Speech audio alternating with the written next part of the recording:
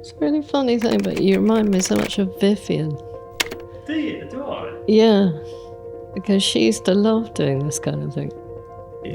She, incredibly creative and sort of, I think has been described as Stanley's protege at one point. You know. Yeah. What you were talking about downstairs about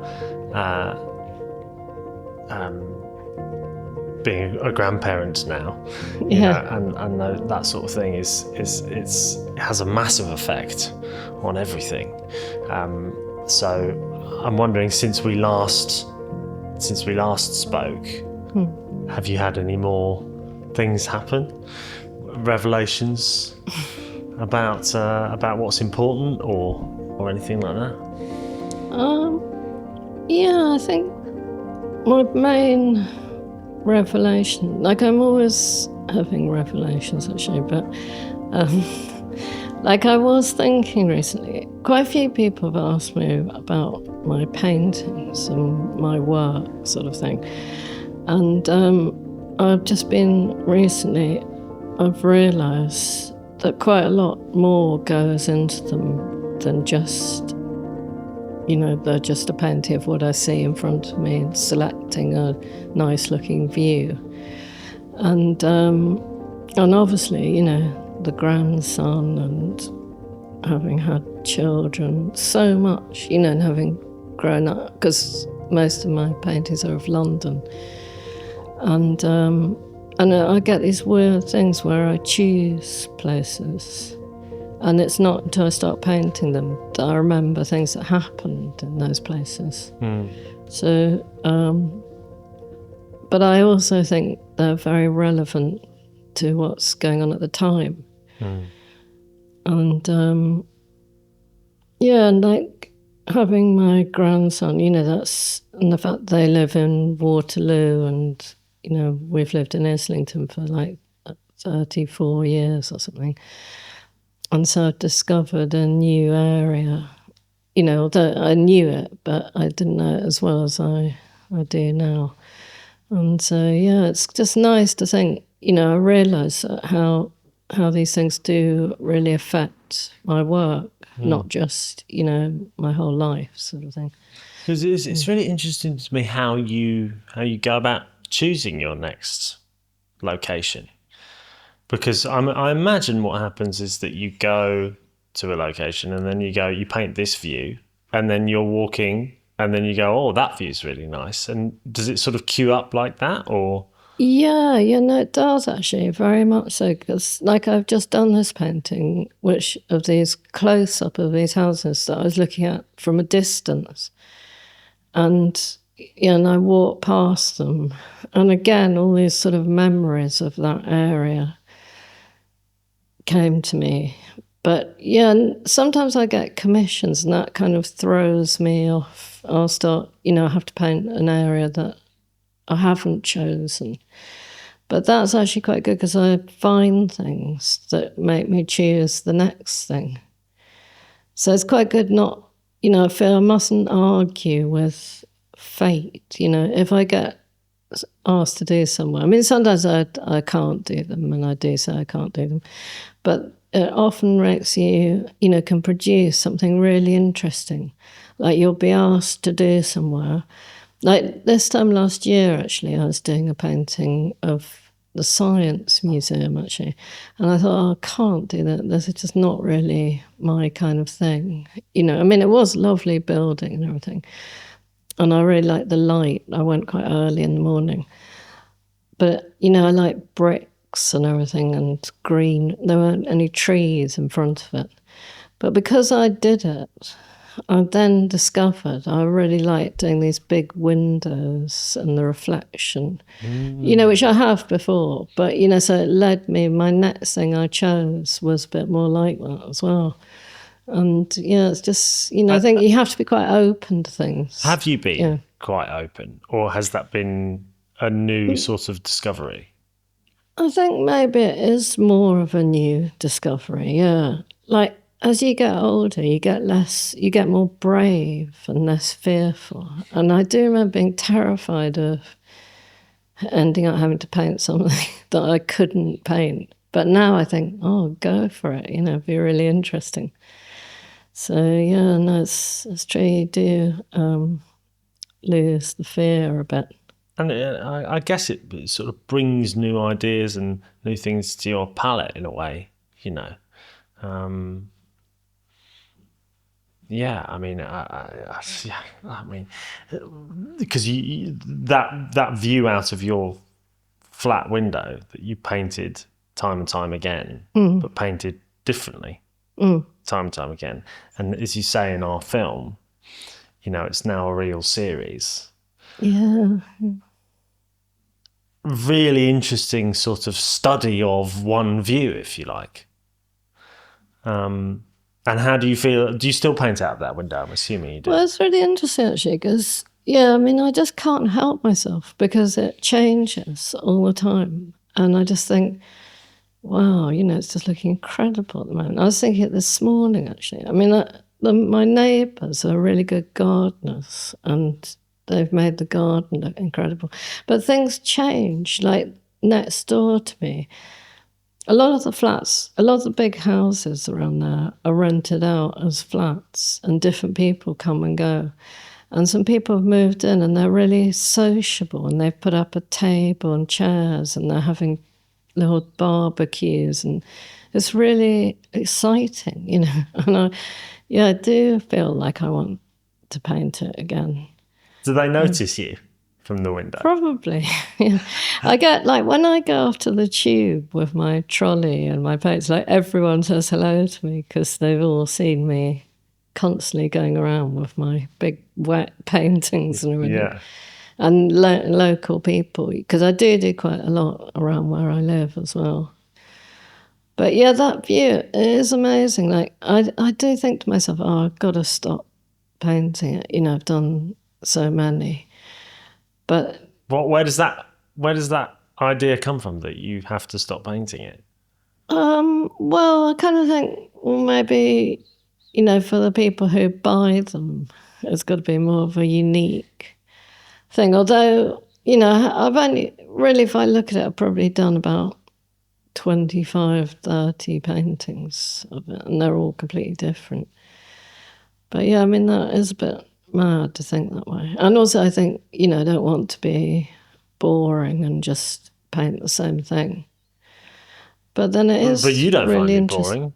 boring. No, that's true. In fact, it's quite different to when I'm outside because, I can really, really get into it because I'm just on my own quietly. I think I get more obsessively detailed. And yeah, and it does bring back, I mean, that also, see, it brings back memories, like I said on the film, because I grew up in a house in South Kensington, and actually near Kensington, and my bedroom window looked out on very similar view, like rows of backs of houses and their gardens. And I just used to stand and look at that view, and I used to paint it and draw it as well. And particularly there were lots of, there was one whole side of a house, so it was all old bricks. And I remember I used to look for hours at how the colours and textures were different of every brick. And I used to absolutely love, somehow it was a sort of meditative experience. And I think, I find it really comforting when I'm painting that view. So I sort of go back into that feeling of being in my little bedroom as a kid. Were you always observant as a kid? Yeah, I was. Like, actually, my parents, my brother's an artist as well, and my mother went to art school, and my dad did some amazing paintings. But and they really encouraged us, and they used to take us to galleries and everything. But they also, like, we spent a lot of time we had a cottage in Norfolk. My dad had, his work was in Norfolk. And my mum used to keep a nature diary. So the sort of thing you did in those days. You didn't have computers and everything.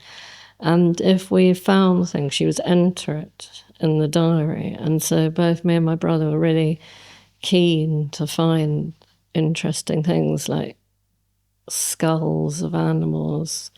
My brother would find, I remember. I have got used to really looking for things. I remember also that I was thinking about it recently that I used to spend hours looking for a 4-leaf clover, being a bit of an addict personality as well. I remember even from that young age, I got this idea that I needed some luck.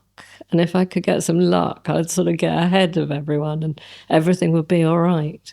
And I remember finding out about the 4-leaf clover and thinking, oh, I'm going to find one of those and then everything will be sorted, sort of thing. And I used to spend hours, like, looking and trying to. And I think that has taught me, actually, to really look. I do obsessively scrutinize things. So, yeah. But it's interesting how you scrutinize one view out of your apartment window, but it always turns out differently. Yeah, partly because things change. Sure. But yeah, also, I do feel that everyone is different. Like sometimes I think, like I did go through a phase where, because they've always done very well, like sold and everything, I thought, oh, I'll do another one. And then I'd be really disappointed because I'd draw it out and it would be completely different. And I think, oh, God, the sky, there was less sky in the other one or something. This one's not going to be so good. But I've realised now that actually is really nice, that every single time I draw it, I kind of don't know why, but I sort of focus on a different part. And so it is always completely different composition. And do you have, I know exactly what you're talking about, in that feeling of like, oh, this wasn't like it was before and it's not familiar to me, so therefore it's wrong or not as good. Yeah. And like, talk to me about how you navigate that feeling. Yeah, it is quite a difficult feeling. And actually, just recently I have been thinking to myself, you've got to be brave and adventurous. Because I have been thinking, oh no, this might not be as good as the other one, and this might not be good enough, and maybe I shouldn't be here painting. And then I just thought to myself, oh, come on, you're the person who, like, was so rebellious and, just do it, do something different. Doesn't really matter. I mean, we're talking about painting some nice little garden, so it's not exactly a rebellious thing. But yeah, I find it very difficult to ignore that voice in my head that says, this one won't be as good. Stick to what you did. And I'm terrified. I'm so affected by things people say as well. Like recently, somebody who's quite drunk actually said to me that my paintings were a bit bright. And it's really bothered me. I've really been worried about it. And I'm thinking, was he the only person brave enough to say it to me? And everyone's thinking, oh my God, like what's happened to her? She's...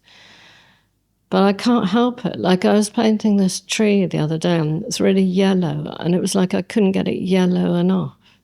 And I was practically in tears. I was grabbing bits of yellow paint and shoving it on with my fingers. It just didn't seem like, because it was so beautiful. I so wanted to capture this bright yellow. And then I thought, well, that's the thing, you can't really argue with it. It's just how I'm seeing things. And somebody had said to me, oh, my dad painted like that before he had his eye operation. And then when he looked at his paintings, he thought, oh my God, why are they're so bright and everything. And I thought, oh no, there's something wrong with my eyes. So it's really hard when you've got all that kind of stuff going on. And I think, when I was younger, even though I was fearful and everything, I had hope. And I felt, I'll try this and I'll do this. And and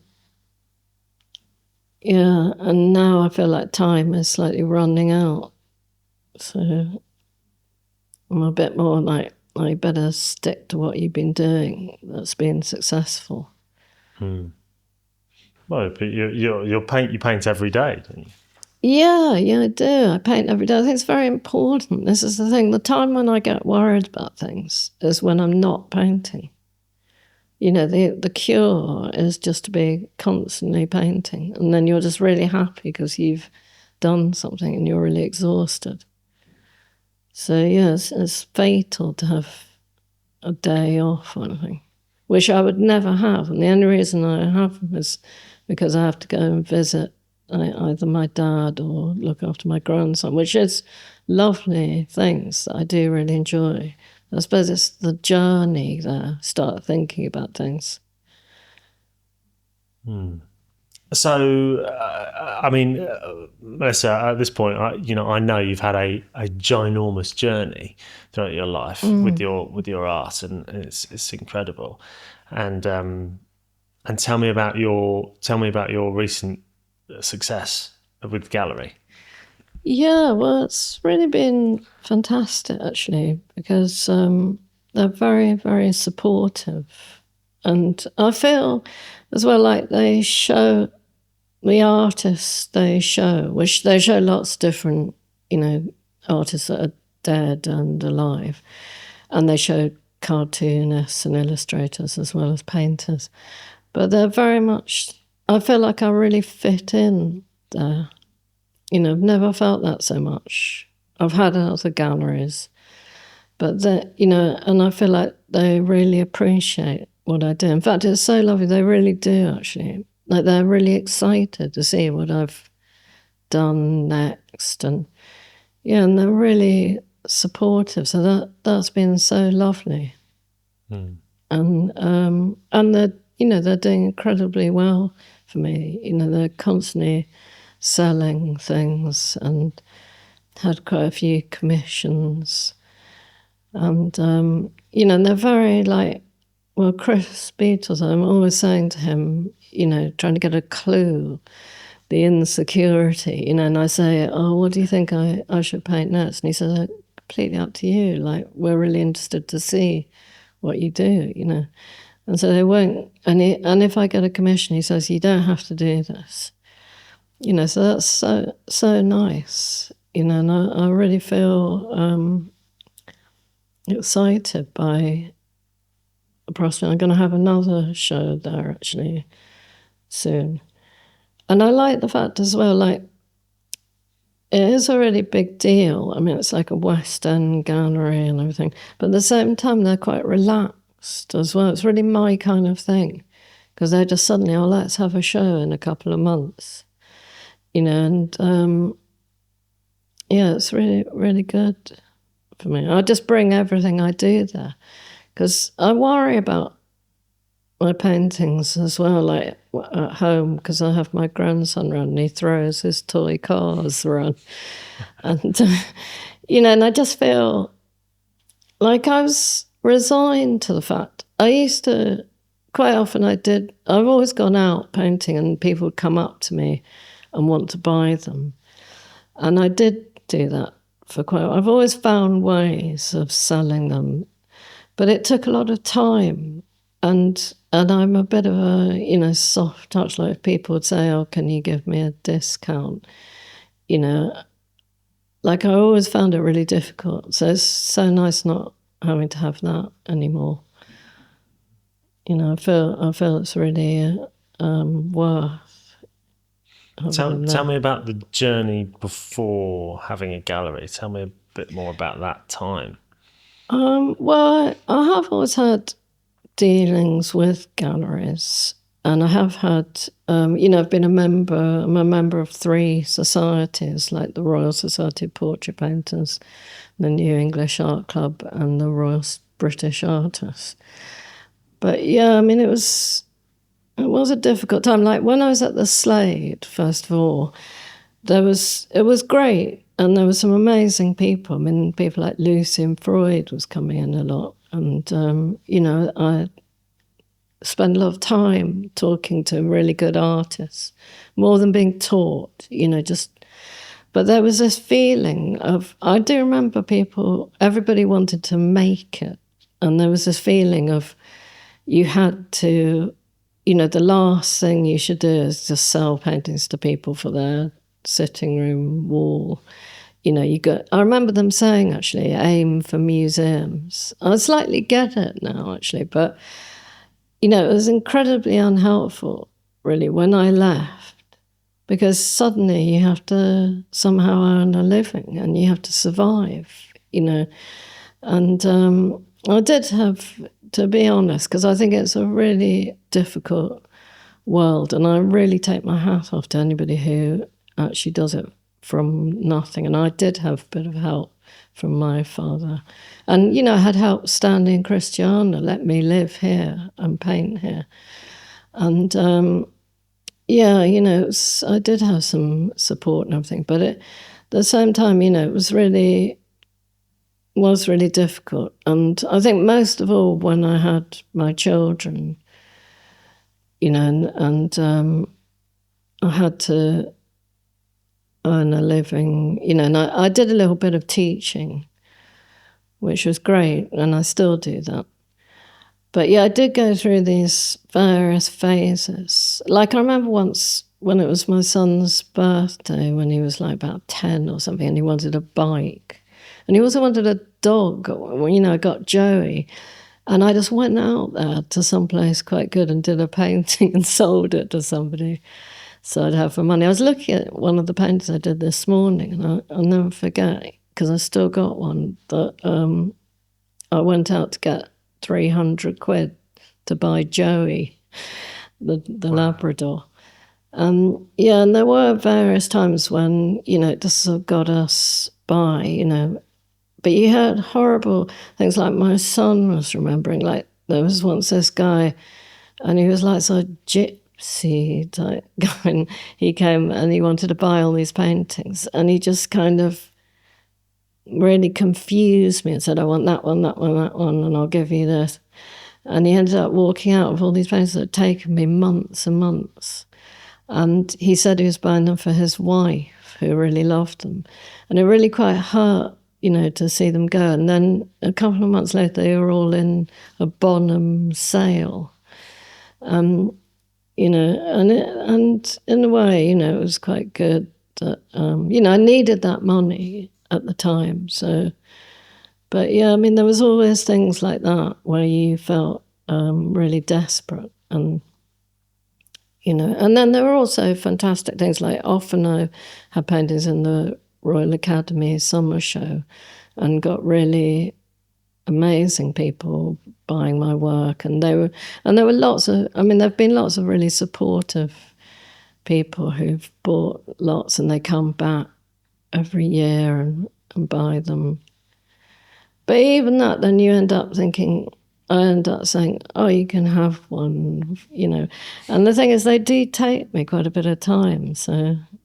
It's not that easy. No, it's really difficult. No. It's just remarkable, and I'm really interested in how you just navigated that time, because I think, that is a time and that is a situation to be in that a lot of people will struggle with, because, very little security, very little knowing what's going to happen, and I need to sell this so I can pay my bills or whatever. And I just how and where did you find the strength to get through that?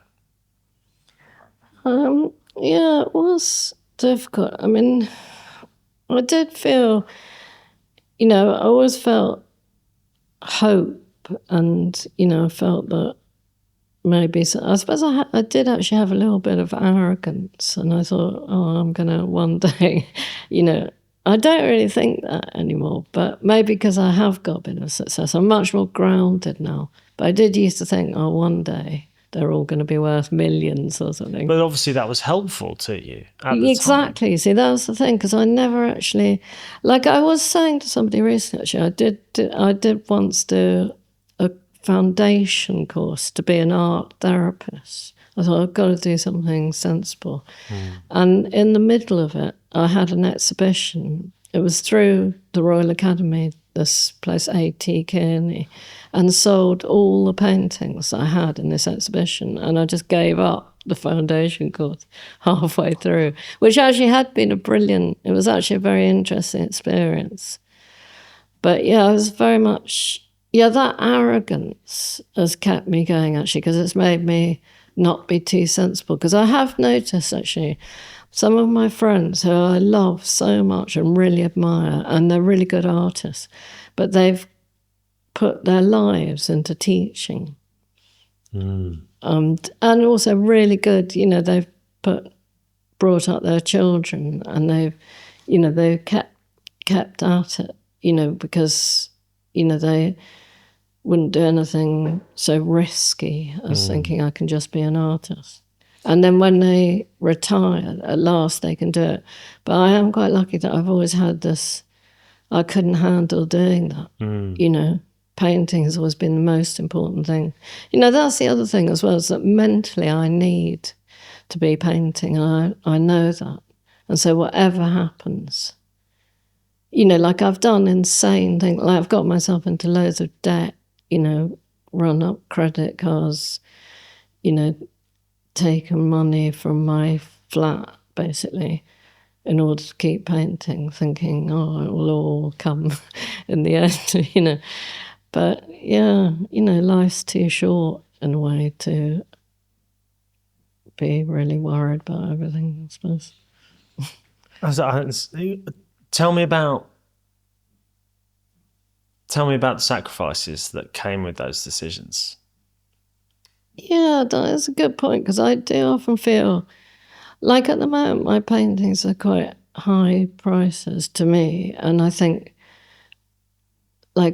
sometimes they only take a few days. And then I think there was a wonderful quote from Gaston that I read recently, and he said it either takes a few hours or a lifetime.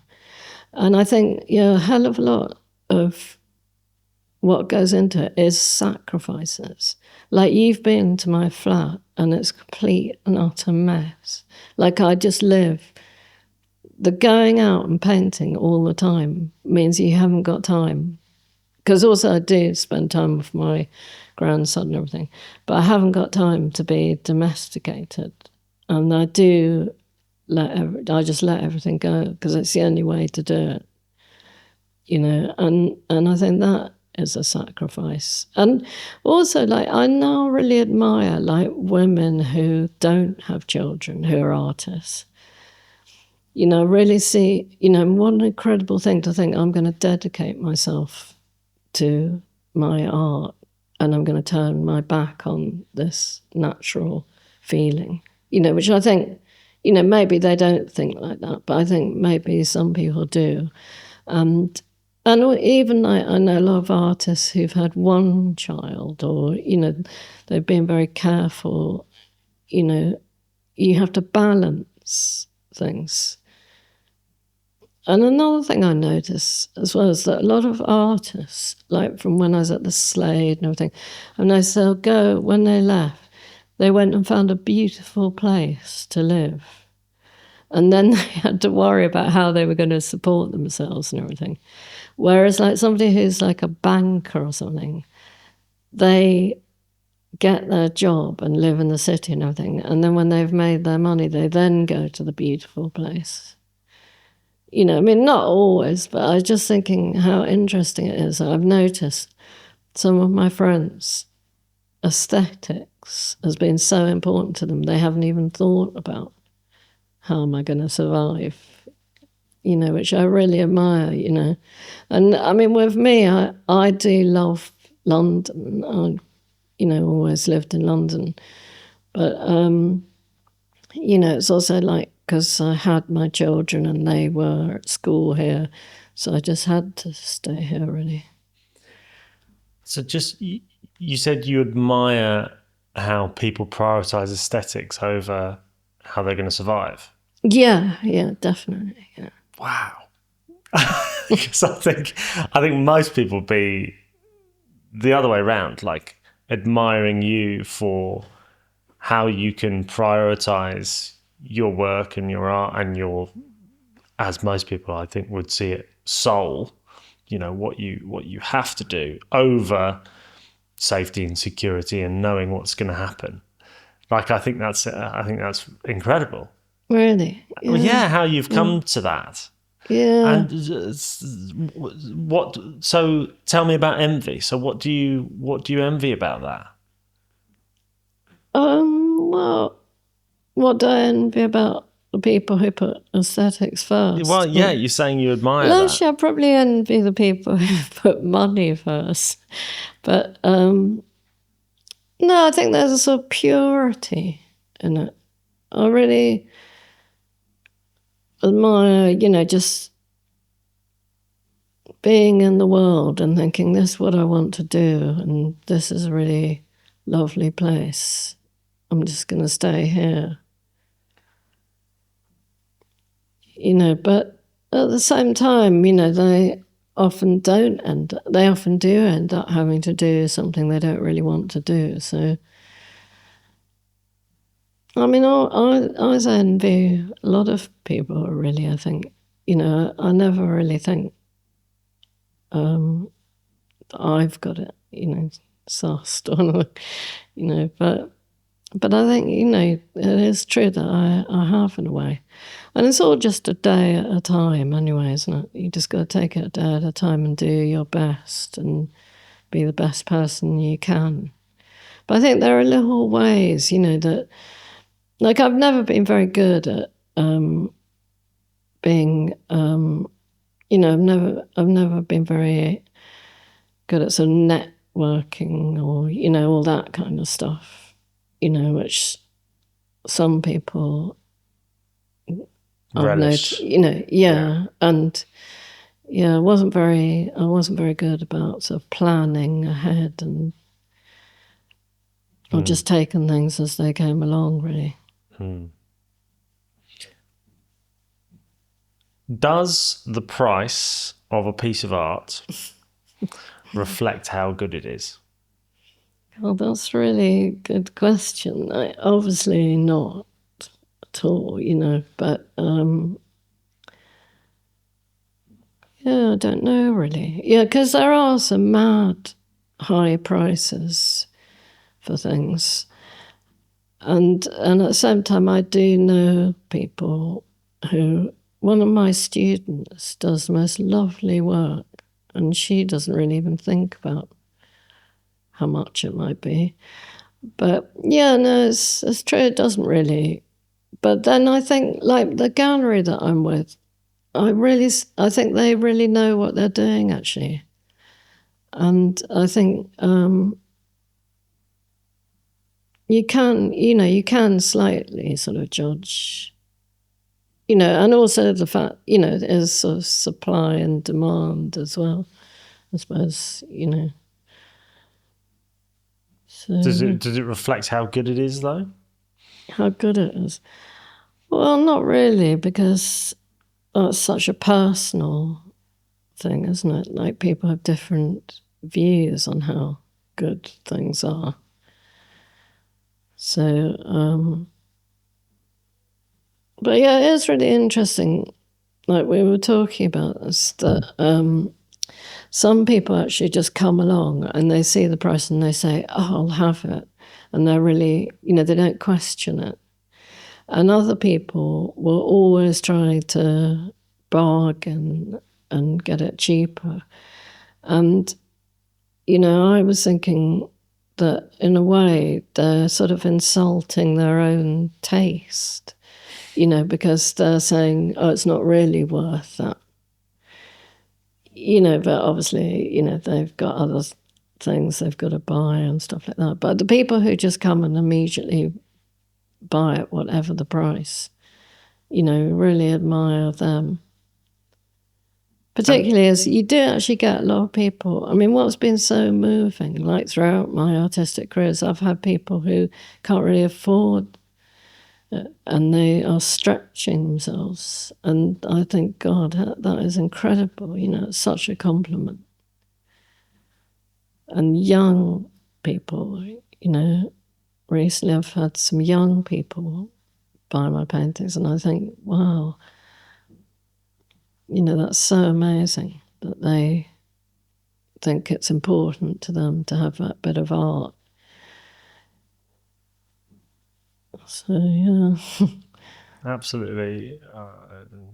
Yeah.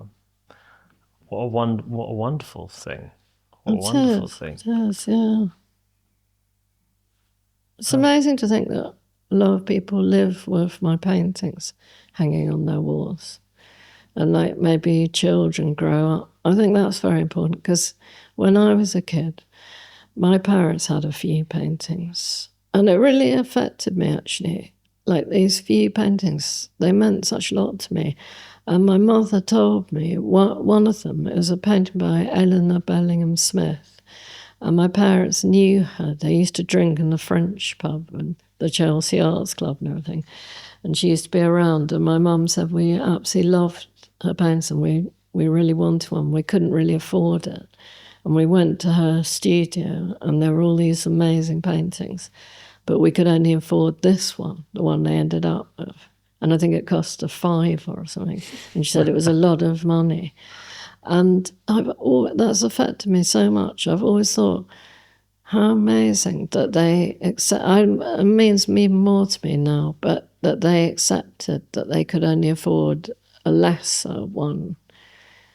And it didn't matter. And it's been loved. It's still hanging there in my dad's flat. And and that means so much to think that people. And there was another one, and I used to think it's hung upside down, but I still loved it.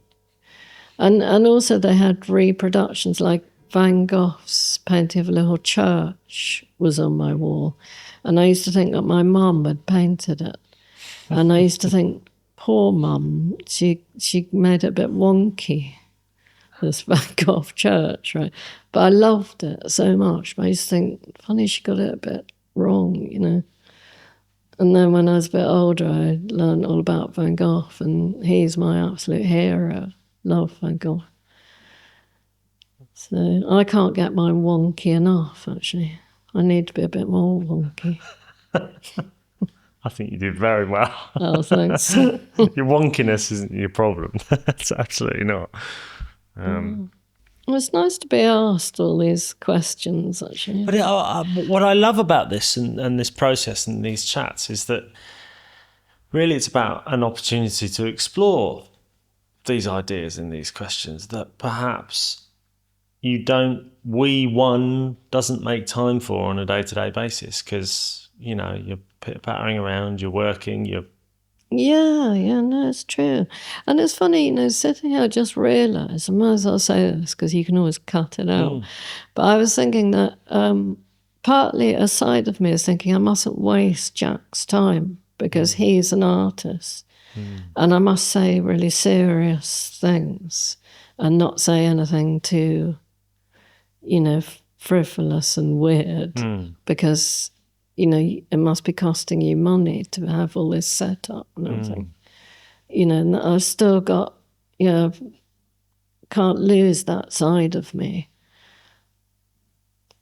Another thing actually that I do, I'm very, which I think I've got my addictive and alcoholic side, like I haven't drunk or taken drugs for 37 years, but I've still got that personality, which I battle with quite often.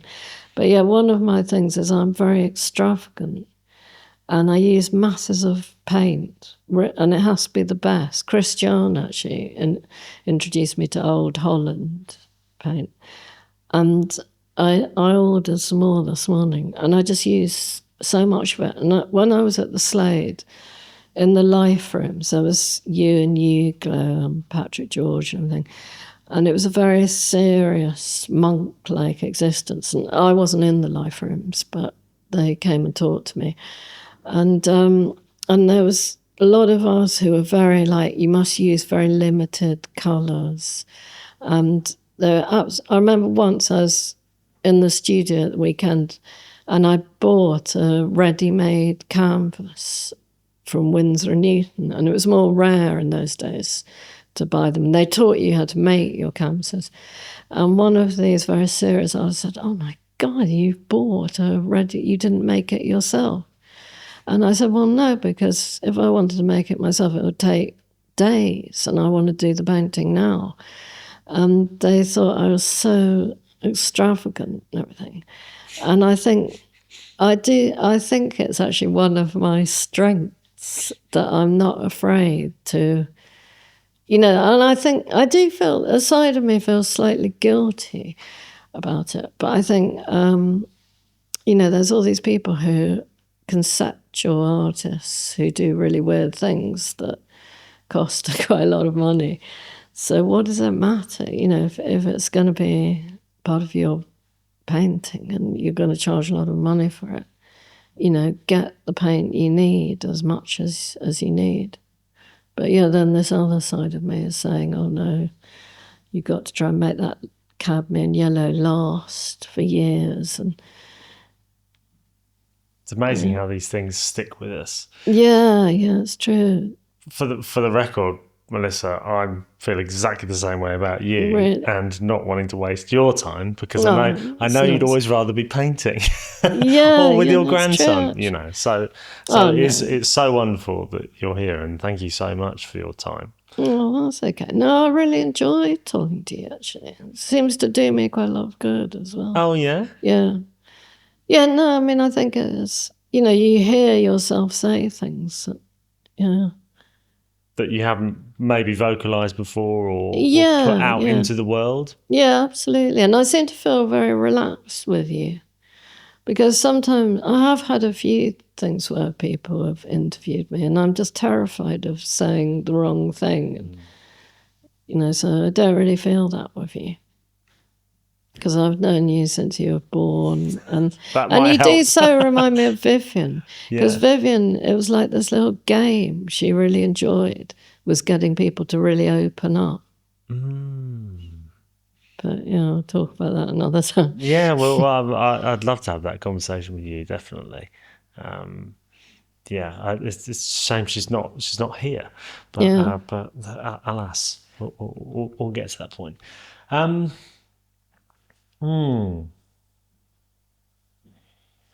So do you feel you live an ordinary or an extraordinary life? Well, actually, to be honest, now I've reached the age of 65 and I'm a bit more wise, I think everybody lives. I don't think there's any such thing as an ordinary life. Everybody has an extraordinary life, really. But certainly I'm not living a conventional life. Yeah, definitely. I can put different things first from other people. And I wouldn't want, it would really depress me to live how I probably should live. Well, you always were the rebel. Yeah, absolutely, yeah. I always hated sort of boredom, and, I kind of didn't want to do, things unless they were sort of exciting. So. And you do now. Yeah, no, it's true, actually. It's a constant excitement going out there and doing a painting. Or even, doing one of the view out of the window. Do you feel if you hadn't been surrounded by those paintings in your bedroom, and that wasn't a part of your life from the early years, do you feel you would have been an artist? That's a really interesting point, actually. I like to think that I would have been anyway. But that is an interesting point because Van Gogh's such a massive inspiration, hero for you yeah, now, and you grew up with his painting on your bedroom wall. yeah, no, it's true. I think that was a big thing actually. Yeah, because because I wasn't really well. I was encouraged to paint what I saw and everything, but well, my mother stopped painting because she had children, and my dad he was into his business, and he didn't do his paintings. And my brother is a surrealist painter. And we had an uncle who's an artist, and he was a surrealist. And so nobody was like a plein air painter. I hate that expression, but because it's so like I'm not French, so why am I calling it plein air? But yeah, I think no, maybe it was. And there was a funny thing as well when we were in Norfolk. One day, it was near Lakenheath, was nearby the American Air Base, and there were two American soldiers one day, and this guy was doing a painting on an easel of this little church next to our cottage, and it made an incredible impact on me. And it was a very detailed painting. And I remember watching him and thinking, wow, amazing. And so it's really interesting how I've ended up doing that. Because, I mean, there's so many different aspects of art, like so many different mediums and ways of painting. But that's what I like to do most of all, is be in front of something and paint it. Painted from a photograph. I don't paint. Yeah, I don't really like. I find it very boring to paint from a photograph. Some reason, it just doesn't work. I've got to be in front of something. Tell me about the interactions that you have when you're out and about. Oh yeah. Well, no, it's really interesting. Like, it's really nice in a lot of ways. And particularly, like I was saying, like I do get a lot of children, and I hear them after they've passed going, "Can I do some painting when I get home?" And I think that's so great. But at the same time, like sometimes, like I'm feeling really bad actually at the moment because I've been doing this painting at night in Primrose Hill. Well, it's a sun. I'm trying to get this kind of sunset feeling by the canal, and I chose this place, and I thought it would be quite deserted at night, but it's actually really busy. Loads of people go jogging past and everything, and this woman came with a little boy, and but I'm trying really to capture this exact time, so I'm just so on edge. And he was really annoying, this kid. He kept asking questions. I answered his questions, and I didn't mind at first. But then he said, "Can you draw a monster in your painting?" And he put his hand out. And so I said to the mother, "Can you get him away?" I felt really bad about it. So, but he said goodbye, and I said goodbye to him and everything. So, but yeah, you do. I have to admit, sometimes it is quite annoying. But like I said before, it's mainly when you feel it's not going well, and you feel that people can tell that it's not going well, but in fact they can't. And you're thinking to yourself, "Oh my God, I'm making a complete mess of this." And you think they're being witness to your terrible struggle, and almost like they're laughing at you, and they're completely not. So it's quite difficult because I feel like saying go away. So sometimes I do find that really hard, but I've realised that they only are being nice, and so I try really hard. I mean, it's quite rare that I do snap at someone. And the other day, like, I felt really bad as well. Somebody said to me, he just said, like, he just wanted to talk to me. And I was like, oh, what? And he said, I own one of your paintings. so that was really bad. But he was really nice, and he said, I understand you're stressed and everything. But yeah, as well as that, I also think it's a lovely thing. Like, it was amazing in your film, that really came across.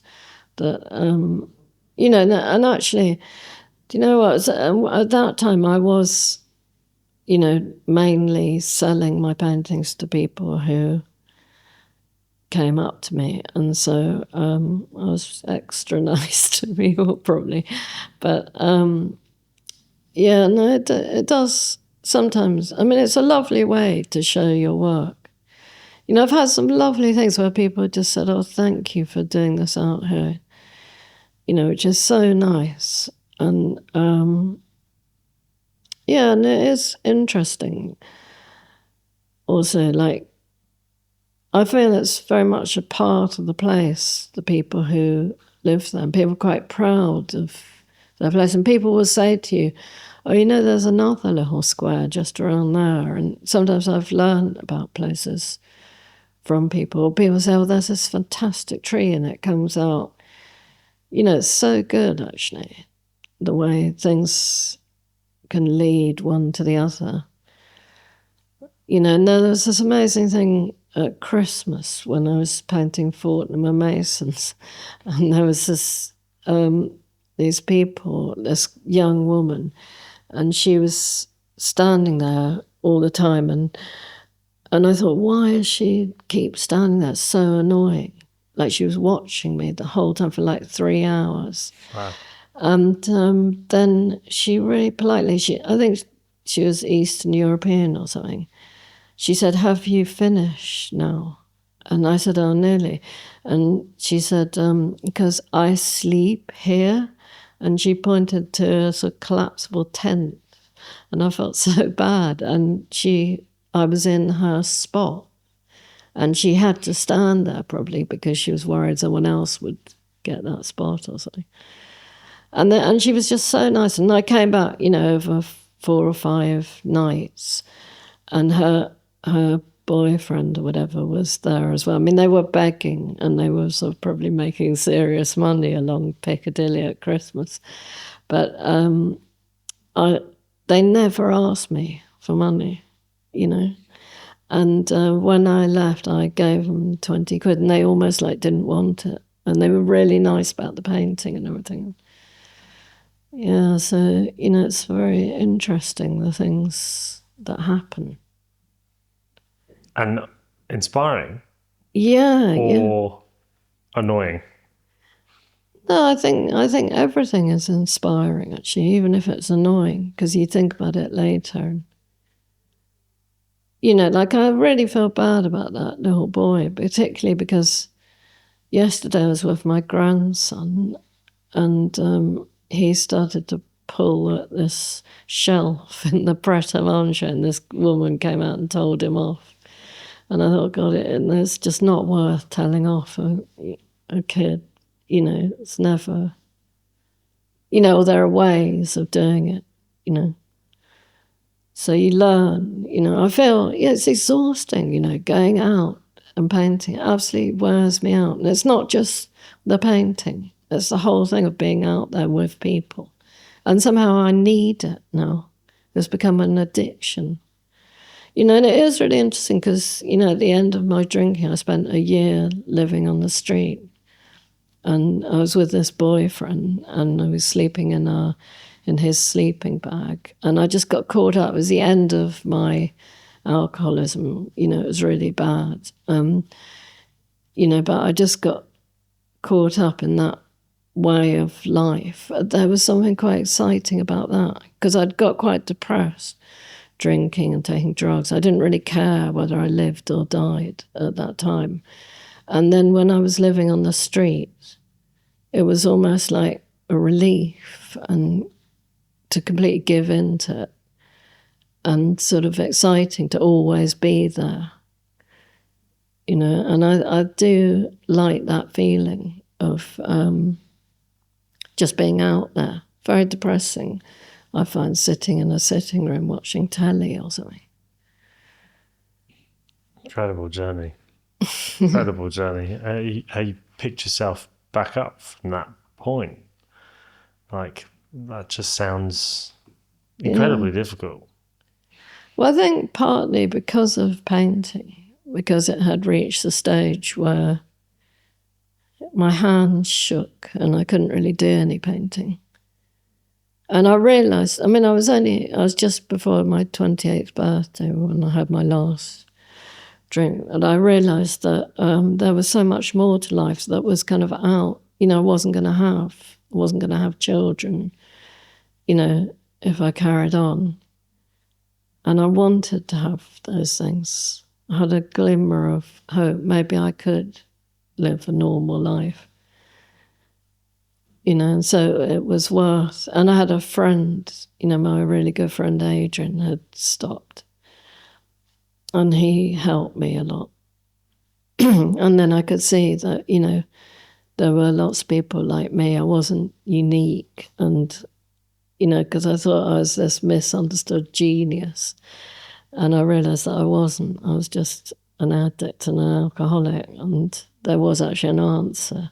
I could actually live without, the drink and drugs and, live a productive life. Yeah, but I've had to work at it. Daily. Yeah. Daily battle. It is a daily battle, really, yeah. Where did the genius idea come from? I don't know, really. Just, I think, Was it a sort of bravado? Yeah. I don't need anyone because I'm great kind Definitely. of thing. Yeah, absolutely. I'm special and different. It's part of the addictive illness, I think. And there's the flip side to it is I'm also a complete piece of shit and worthless. Like, we have all these sayings like, I'm a piece of shit around which the world revolves. and, it's just this kind of, or a genius with an insecurity complex. And it's so true. I mean, that was how I felt. Like, at times I felt that I was lower, lowest of the low, and at other times thought I was a genius. But I remember saying to my friend Adrian, who was the writer, A.A. Gill, and I remember when I first tried to stop drinking, I said to him, I did find it difficult. I went to meetings, but I was still drinking. And he said, when are you going to start? And I said, well, to be honest with you, I think I'm a genius. And he said, oh, for God's sake, no, it was very unhelpful. But I do sometimes get my moments of thinking I'm a genius. I think it's quite important to acknowledge that. Yeah, sometimes you do a bit of painting, the sort of purity of it, and you do think, oh, wow, that's really good. But, then, like, I read this quote as well from Lucian Freud that was really brilliant. He said, you finish a painting, you think it's so amazing, everything, and then you suddenly realise it's only a painting. And it's so true. Like, it's only a painting. It's going to go on someone's wall.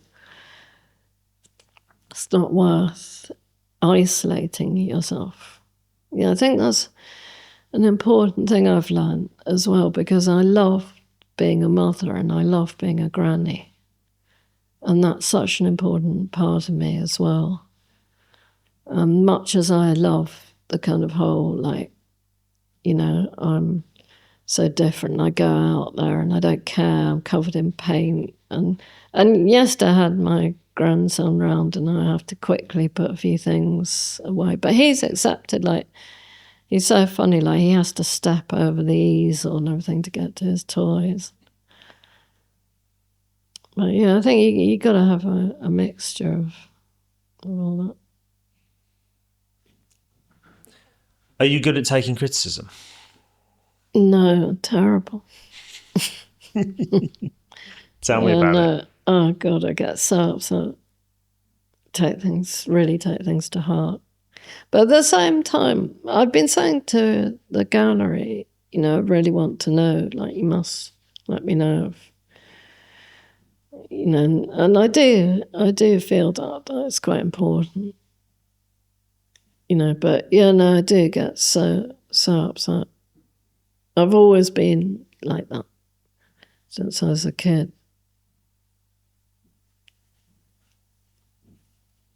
But yeah, I mean, you got to be open to things. Otherwise, it's just a runaway train, isn't it? Yeah, Just absolutely. becomes egocentric and Yeah, definitely. But then on the other hand, it is true that you got to have your vision. It's very important, not because that's something that slightly worries me. Like on Instagram, I follow lots of people, which I want to do, but looking at lots and lots of different images and judging yourself by other people's standards, comparing. I'm a terrible one for comparing myself. And I think it's dangerous to be too, to judge yourself by other people's standards and think, oh, I've got to do this. Because we've all got our own. This is the thing that I feel that when I do my teaching, like people want you to teach them a way to do it. And I always say, like, I want to help you find your own vision. Because I was really lucky that I did have that at the Slade.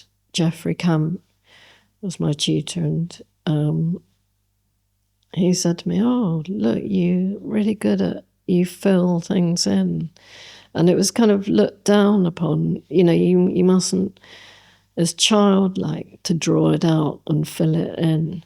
Most people paint the whole picture at the same time, build up layers and all that. And I was so lucky because I could so easily have had someone else who told me I mustn't do that. But Jeffrey said, "Oh, you're a filler in Stanley Spencer was." That helped so much. And if he hadn't have said, that was so encouraging, then I might have been all over the place trying to paint like other people. And I've noticed that with some people that they think there's a wrong way and a right way. And they've got their own lovely way. And it's sad that they can't do that. So I think it's very important. But at the same time, you can also get, like I was thinking about this morning, that my ex-partner, Frank, the father of my children, he was an antique dealer. And when I first met him, he used to bring these things out, like those Japanese net skis, little things of ivory, very carefully. And he'd say, look at the detail and the workmanship. And I really loved him. I wanted him to love me so much that I used to think, I'm going to make my paintings incredibly detailed. And so that really, it wasn't he hadn't criticised mine, but occasionally he did actually say, what's that bit, and thanks. yeah. But like he hated Van Gogh. He used to say Van Gogh is a con or something like that.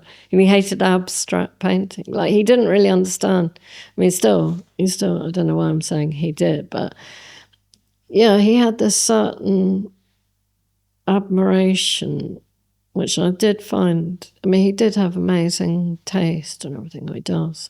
But he used to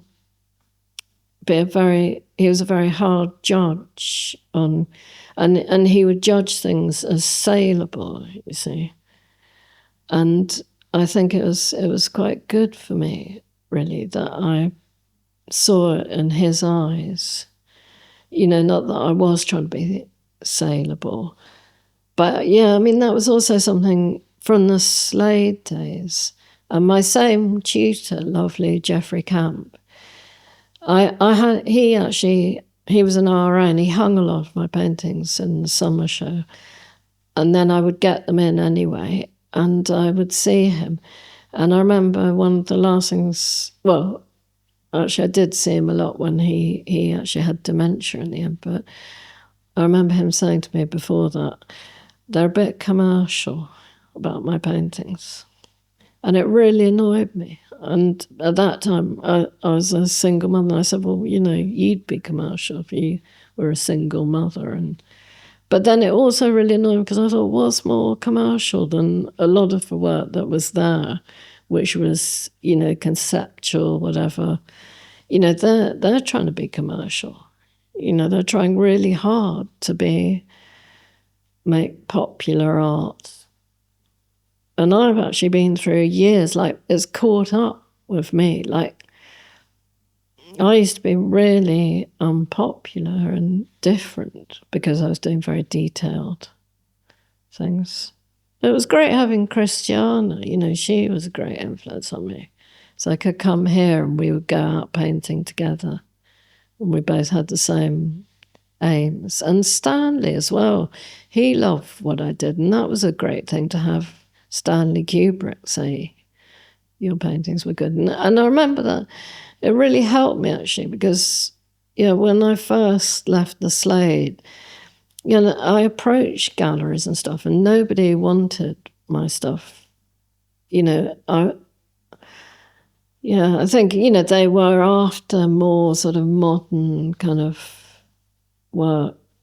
Like I showed with a gallery once that he really liked my work, but he said, you're a bit old-fashioned or something like that. But yeah, so it was so nice because I could always come down here and I got such encouragement from Stanley and Christiane. They bought my work. They said, stay here and do your paintings. Bought me paint and everything.